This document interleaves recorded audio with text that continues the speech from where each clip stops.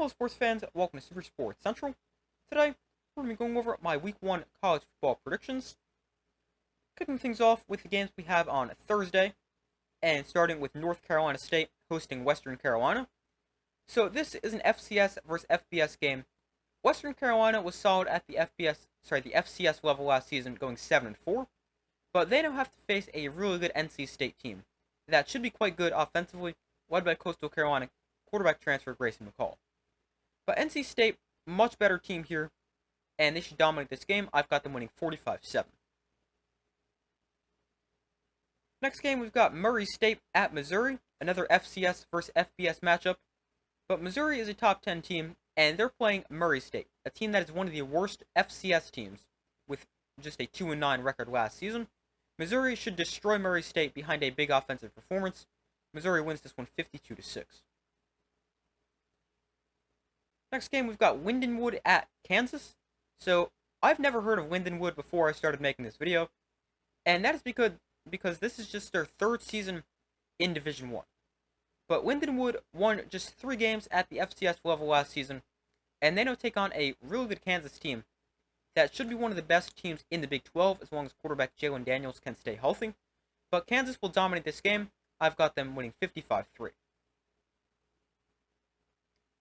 And the final game on Thursday, we've got Utah hosting Southern Utah.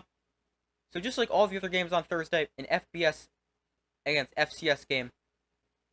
Utah, much better team here. They're going to win this game easily. But something to watch, Utah quarterback Cam Rising is playing his first game in 605 days after he missed all of last season with a torn ACL he suffered in the Rose Bowl at the end of the 2022 season. But Utah will win this game very easily. I've got them 49-3. Moving to the game we've got on Friday, that is Oklahoma hosting Temple. So finally we have an FBS versus FBS game after the previous 4 were all FCS versus FBS. But Oklahoma, they enter a new era. Not only with Jackson Arnold at quarterback, but also entering the SEC. Now Oklahoma gets to face Temple, who was really bad last season, especially defensively. And that should lead to former 5-star quarterback recruit Jackson Arnold and the Oklahoma offense putting up a lot of points. Oklahoma's offense will have a field day. They will score a lot of points and win this one by a score of 52-10. Moving to the games we have on Saturday, beginning with Clemson against Georgia in Atlanta. So Clemson is coming off a 9-win season last year, and that's good, but that was their first season where they didn't get to at least 10 wins since 2010. Now, Clemson is a good team, but they face a really good Georgia team that has gone 42-2 in their last 3 seasons combined, and is one of the best teams, if not the best team, heading into this season. Clemson is going to need to score if they want to win this game, and I don't see them scoring enough to win. I don't necessarily trust their offense enough, because I don't trust the offense. I don't trust Cade Klubnik, especially if he's going to play how he did last year. That's not good enough. And plus, I just don't think Clemson's going to score much against a good Georgia defense. Then, on the other side of things, the Georgia offense is also going to score a lot of points. And it's just going to be way too many points for Clemson to try to put up. I think Georgia wins this game. It's close in the first half, but as the game progresses, Georgia starts to pull away. And I've got them with what ends up being a pretty convincing win, 34-13. Next game, we have Penn State at West Virginia. So this is an interesting game. Last season, when these teams met, also in Week 1, Penn State won convincingly 38-15, but that game was in Happy Valley. But this is a West Virginia team that is much improved from the start of last season to now, and they're led by a great offense and a great dual-threat quarterback, Garrett Green. Now, the West Virginia offense matches up against a very tough Penn State defense, but even though Penn State has a good defense, I'm still expecting West Virginia to find some offensive success. Now, the Penn State offense is also good, led by a great run game, and they match up against a West Virginia defense that is okay, but nothing great. But that is the matchup I think will decide this game. The Penn State run game against the West Virginia defense. I think Penn State's going to be able to run the football effectively, control this game with their ability to run the football, and Penn State will win this game in a close one by a score of 30-24. Next game we have Illinois State at Iowa. So we're back to the FCS versus FBS games. Illinois State was a middle-of-the-road FCS team last season, and then will face an Iowa team that won 10 games and is quite good once again. The Iowa defense will dominate this game, and I'm not expecting much from Illinois State offensively, but the question is how much will Iowa score? because the Iowa offense has been horrible in recent seasons, not even averaging 20 points a game in each of the past 2 years. Now, the Iowa offense should be able to score considering they are playing an FCS team, but also Iowa could score points with their defense, which they have done a lot in recent seasons. But I'm going to take Iowa winning this game easily. I've got them winning 35-0. Moving on, we have Chattanooga at Tennessee. Another FCS versus FBS matchup. Tennessee enters their first season with former 5-star quarterback Nico Iamaleava leading the offense. And he was good in his limited playing time last season, and I'm expecting him to get off to a great start in his first season as the Tennessee starter, playing against a lower level opponent. Tennessee should dominate this game against Chattanooga. I've got them winning by a score of 48-10. Next game, we've got South Dakota State at Oklahoma State.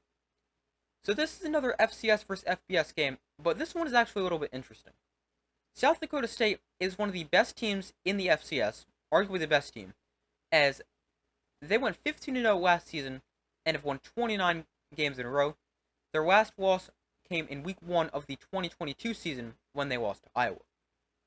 But South Dakota State is a team that could probably beat quite a few FBS teams. Unfortunately, I don't think Oklahoma State is one of those teams. Oklahoma State has a great offense, good defense, and I think this game will be closer than you would expect when it being FCS versus FBS, but I do have Oklahoma State getting the win by a score of 31-20. Next game, we have Ohio State hosting Akron. This game is going to be a blowout. Akron has been one of the worst teams in the FBS for a while, as they haven't won more than 4 games since 2017, and they don't have to take on one of the best teams in the country, Ohio State. Ohio State should dominate this game. I've got them winning 55-3, but it will be interesting to see how some of their transfers, like Will Howard and Quishon Judkins, fit into the team, but Ohio State should dominate this game. Next game, we have Texas hosting Colorado State. Colorado State is a team trending up, although they haven't had a winning season since 2017. They don't have to face Texas, who's a top 5 team in the country with national title hopes. The Texas offense has some new receivers for Quinn Ewers, so that will be interesting to see how they connect. But this is another game, shouldn't be that close. I've got Texas 52-13.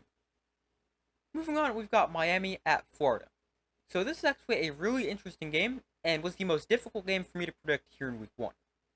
Now, neither team was that great last season. Miami went 7-6, Florida went 5-7.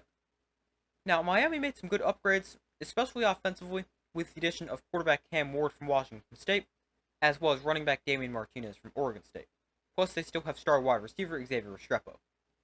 Then for Florida, offensively, they returned quarterback Graham Mertz, who was good in his first year as a Gator, although they lost star running back Trevor Etienne, as well as leading receiver Ricky Pearsall.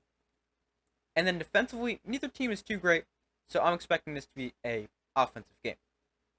Now, I think Miami has the better offense, but playing on the road in the swamp is no easy task, as Florida is 9-4 at home in the last 2 seasons combined. This is a true coin flip for me. I'm going to take Florida with the upset win. In a good back and forth game, I've got them winning 34-30, but that's a game that could truly go either way. Next game, we've got Alabama hosting Western Kentucky. Alabama enters their first game under new head coach Kalen DeBoer after Nick Saban retired, but Alabama gets a pretty easy matchup in Western Kentucky, who's an okay Conference USA team, but they have no chance of beating Alabama.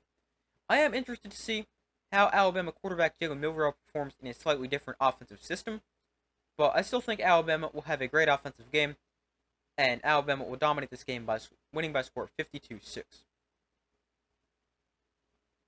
Up next, we got Ole Miss hosting Furman with their FCS versus FBS matchup. Furman is actually a pretty good FCS team. They went 10-3 and made it to the quarterfinals of the FCS playoffs last year, but they're not even going to come close to even competing with Ole Miss.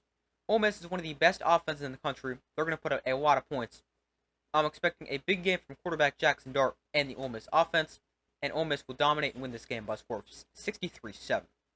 Moving on, we've got UT Martin at Kansas State. So UT Martin is pretty similar to Furman. They're both an FCS team, were both good last year, and UT Martin went 8-3 last season. Now, they take on Kansas State, and Kansas State's going to win this game easily. But the interesting thing about this game is to see how new Kansas State quarterback Avery Johnson looks and if he can live up to the hype. But Kansas State will dominate this game. I've got them winning very easily, 49-6. Up next, we've got Texas A&M hosting Notre Dame. So this is a really interesting game. Texas A&M will play their first game under new head coach Mike Elko, who comes over from Duke. But to make things even more interesting, Notre Dame brought in former Duke quarterback Riley Leonard. So that makes it that the former quarterback and head coach of the same team are playing against each other in week 1, both on different teams. But this is an interesting game. Notre Dame's defense is one of the best in the country, and should be able to keep Connor Wegman and the Texas A&M offense in check. But the more interesting matchup to me is the Notre Dame offense against the Texas A&M defense. As Notre Dame's offense, obviously led by Riley Leonard, as I said a second ago, and they should have a great run game, and they've got some good transfer receivers, but they match up against a good Texas A&M defense. But something to really keep an eye on here is the Notre Dame offensive line that is talented, but very inexperienced, as they have just 6 combined starts between the 5 offensive linemen. And not only are they playing against a great Texas A&M defensive line, but they're also playing in a very hostile environment that could be a problem. But if the Notre Dame offensive line can do their job, I think they will. And the offense scores, Notre Dame will have no problem, and Notre Dame will win this game. I've got them winning by a score of 31-20. Moving on, we've got Oregon hosting Idaho.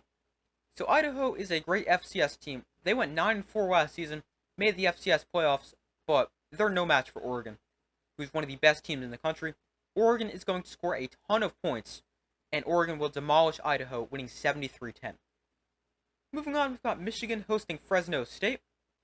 So Michigan still has not announced a starting quarterback, as they currently have a quarterback battle ongoing between Alex Orji and Davis Warren to replace last year's quarterback and NFL first-round draft pick J.J. McCarthy. Now, when not having a clear starting quarterback seems like a problem for a lot of teams, it really isn't for Michigan, because Michigan didn't throw the ball much anyway, and they're still going to be able to do what they want pretty much on the offensive side of the ball, and that is run the football. Donovan Edwards is one of the best running backs in the country. He's running behind one of the best offensive lines in the country. Michigan's going to run over Fresno State. The Michigan defense is also still one of the best defenses in the country. Even though Fresno State was a good team last year, winning 9 games, I think the defending champs will have their way. Michigan wins this one 34-14. Next game, we've got Arizona hosting New Mexico. So New Mexico is a disaster. They've had 7 straight losing seasons, and played last week in week 0, and blew a 17-point lead and lost to Montana State, who's an FCS team.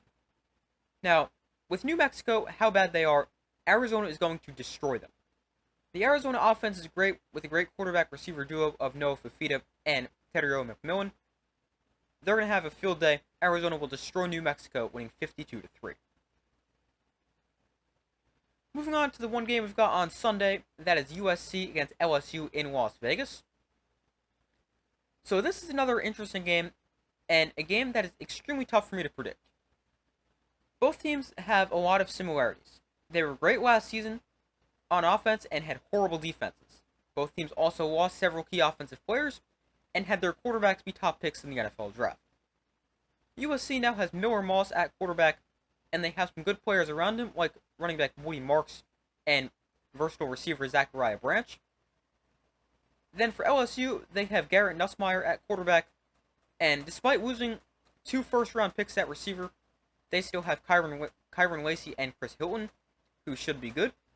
But this is going to be a fun game. It's going to be a back-and-forth battle. Extremely high scoring as both teams don't have a defense. But I'm going to take LSU to win this one in a very close game, very high scoring. I've got LSU 38-34. And the final game, it is on Monday or Labor Day, and that is Boston College at Florida State. So, you look at this game and think it's probably not going to be that good, but it's actually a pretty interesting matchup.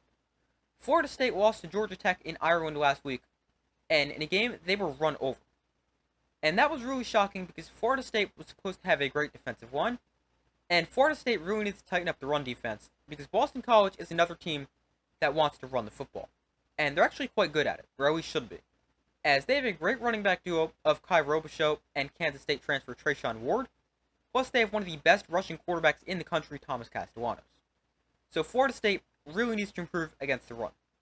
Now, the Florida State offense also needs to show improvement after not really doing much last week in week 0, but I am expecting Florida State's offense to play better as they play a Boston College defense which isn't too good. I do have Florida State getting the win, but I think this will be another closer game because I think Boston College will hang around because of their ability to run the football. But in the end, Florida State wins this one by a score of 31-21. But that's all for this video. Those are my week 1 college football predictions. Let me know in the comments if you guys agree with my predictions, disagree, and why. I'd love to hear your thoughts. But thank you for watching. Be sure to like this video, subscribe, turn on notifications so you don't miss any other upcoming videos. I do my best to post as often as possible, and I will see you in the next video.